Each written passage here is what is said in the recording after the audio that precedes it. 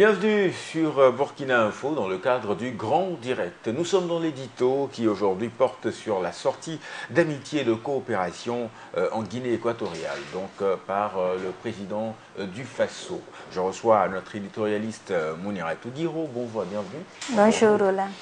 Alors pourquoi le choix de visiter des pays en Afrique centrale quand on sait que nous sommes en Afrique de l'Ouest?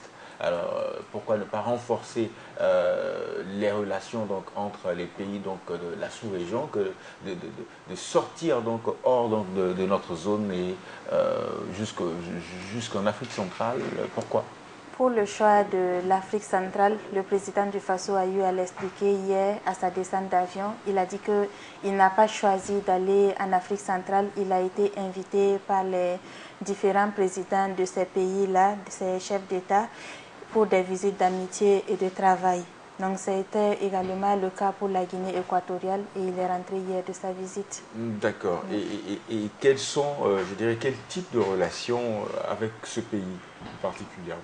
Pour la Guinée équatoriale, il s'agit d'une relation de coopération entre les deux pays avec le Burkina Faso qui n'était pas vraiment effective depuis un certain nombre d'années parce que depuis près de 8 ans, il faut le dire, le Burkina Faso avait déjà décidé de mettre en place la coopération entre les deux pays à travers la mise en place d'une commission mixte qui n'a jamais tenu de session. Donc les deux présidents ont profité de cette rencontre pour donner quelques instructions aux différents ministres des Affaires étrangères pour que très rapidement cette commission mixte entre les deux pays puisse se mettre en place. Et aussi, ils cherchaient à envisager une certaine coopération.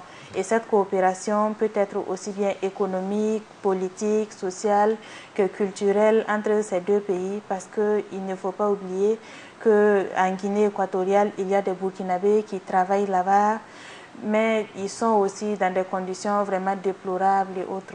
D'accord. Et quelles sont les actions prévues, notamment en faveur de ces Burkinabés qui y travaillent? Oui, beaucoup de Burkinabés qui y travaillent sont dans des conditions qu'on pourrait qualifier d'illégales parce qu'ils sont sans papier, autorisation et autres.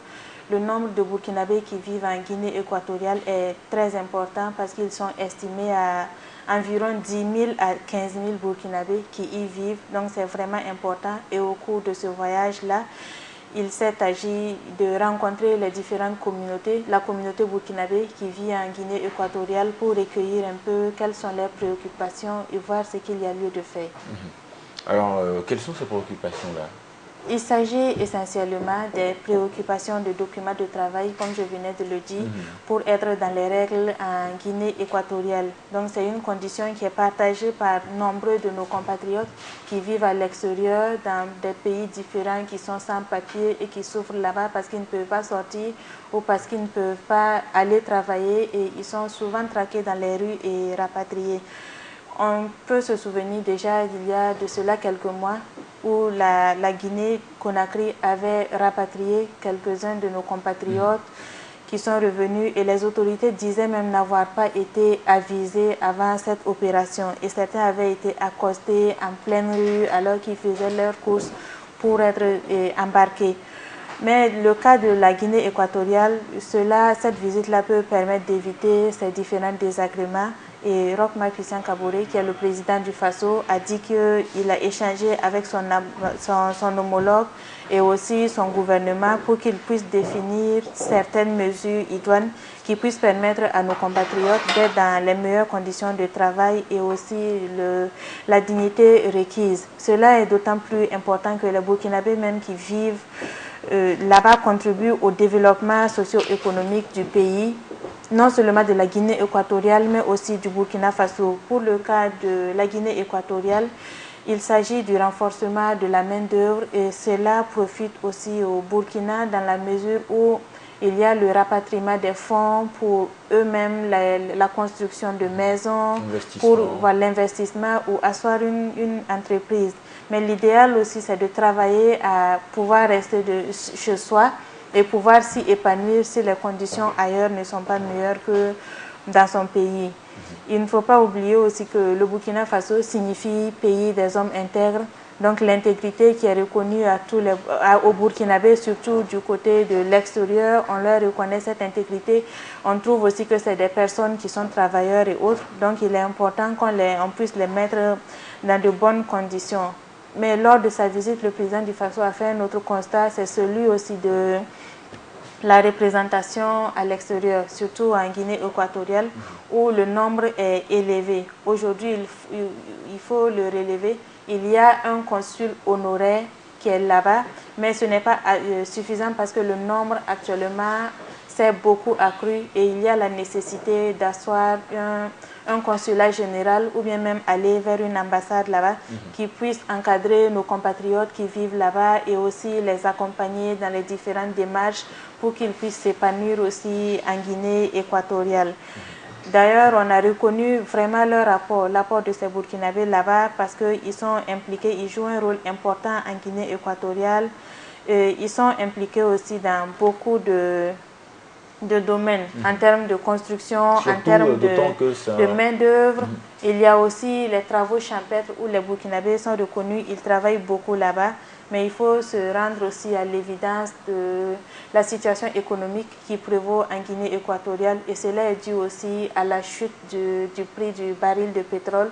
Donc la Guinée équatoriale traverse une période un peu difficile aussi et cela peut rendre aussi des problèmes, des conditions difficiles pour les personnes qui ne sont pas originaires de ce pays parce qu'il y a une certaine concurrence en termes d'emploi et autres pour les natifs de ce pays-là.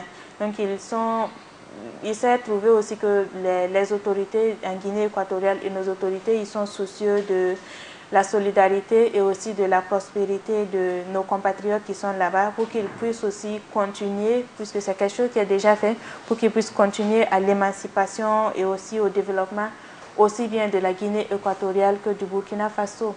D'accord. Mais quel intérêt donc peut-on avoir d'un point de vue économique avec la Guinée équatoriale? Il faut se rappeler que la Guinée équatoriale, c'est un pays pétrolier.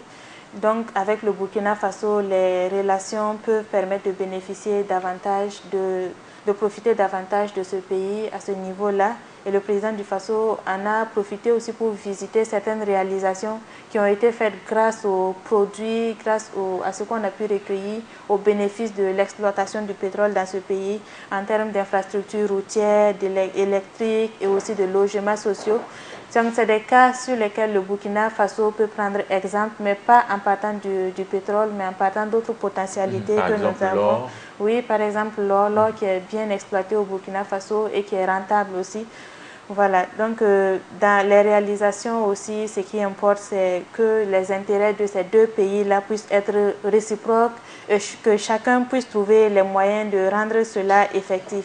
Mais au-delà de tout cela aussi, il faut reconnaître la nécessité et la volonté pour le président du Faso d'asseoir ses marques d'établir ses marques au niveau de ce pays-là, même à l'international, un peu partout, de trouver aussi d'avoir des relations, d'établir des relations et de rechercher des financements conformément à son programme politique pour pouvoir son programme politique aussi qui nécessite des moyens colossaux que nous n'avons pas forcément au niveau du Burkina Faso pour pouvoir le mettre en œuvre. Il faut se rappeler que l'autre président, avant la transition, il y avait Blaise Compaoré qui a fait 27 années de pouvoir, qui a pu, je pourrais le dire, s'imposer dans la sous-région et aussi à l'international. Il a des relations qui demeurent. Il y a eu la transition qui est passée. Actuellement, nous sommes avec un autre président. Il faut que lui aussi il puisse aller vers d'autres personnes, vers certaines personnes, avoir des relations, avoir un circuit pour favoriser aussi le développement du Burkina Faso, pouvoir avoir des financements pour tout mettre en œuvre. D'accord. Oui. Voilà, donc nous sommes au terme de cet édito.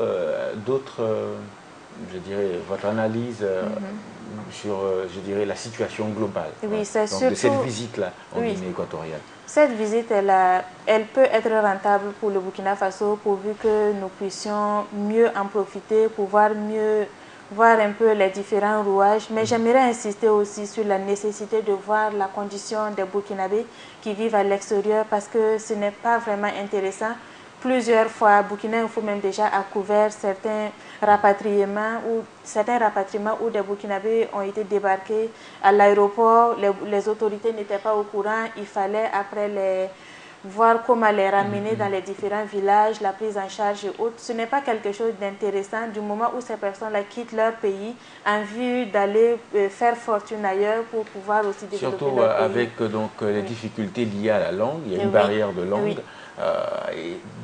Mais c'est pour ça aussi qu'il est important que l'on puisse immigrer, aller dans ces pays-là en respectant les différentes conditions, les papiers, éviter l'immigration clandestine. Parce que c'est avec l'immigration clandestine qu'on tombe surtout dans ces problèmes-là. Si on va dans ces pays, dans les conditions qu'il faut, en ayant les documents qu'il faut, on ne peut pas être rapatrié du jour au lendemain. Et même si cela se produit, on est couvert parce que l'État peut nous protéger mieux. D'accord. Voilà. Et que pensez-vous donc d'une éventuelle maison du Burkina Faso en Guinée équatoriale? Oui, ce serait bien. Mais d'abord, il faudrait que la maison du Burkina Faso en Côte d'Ivoire puisse être une réalité. On a commencé, on a vu le projet, mais actuellement, c'est quelque chose qui émet un petit doute. Donc, ce serait intéressant qu'il y ait une maison du Burkina Faso en Guinée équatoriale aussi. Ça ne peut que profiter à tous. C'était l'édito qui portait ce jour donc sur la sortie d'amitié et de coopération en Guinée équatoriale par le président de la République, Mounirato Guiro, notre éditorialiste. Était sur ce plateau donc pour porter son analyse donc sur la question. Bien, merci de retrouver notre édito sur notre page Facebook Burkina Info TV.